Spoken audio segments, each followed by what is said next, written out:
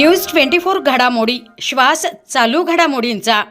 दारूच्या वादातून खून, बोलेगाव फाट्यावर दगडाने ठेचून खून करणाऱ्या आरोपीला अवघ्या 12 तासात पोलिसांनी केलंय जेरबंद।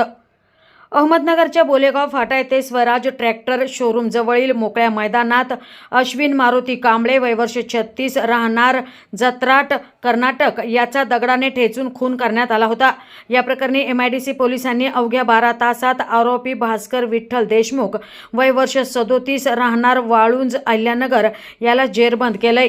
पोलिसांनी CCTV फुटेज तपासले आणि तांत्रिक विश्लेषणाच्या आधारे आरोपीचा शोध सुरू केला। गुप्त माहितीच्या आधारे तपास पथकाने बीड जिल्ह्यातील वेलतुरी येथे जाऊन आरोपीला अटक केली।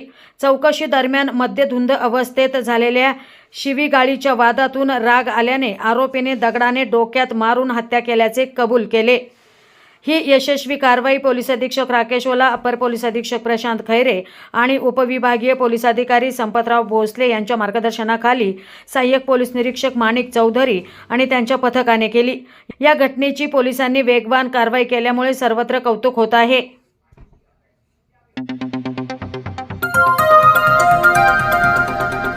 न्यूज 24 घडामोडी श्वास चालू घडामोडींचा।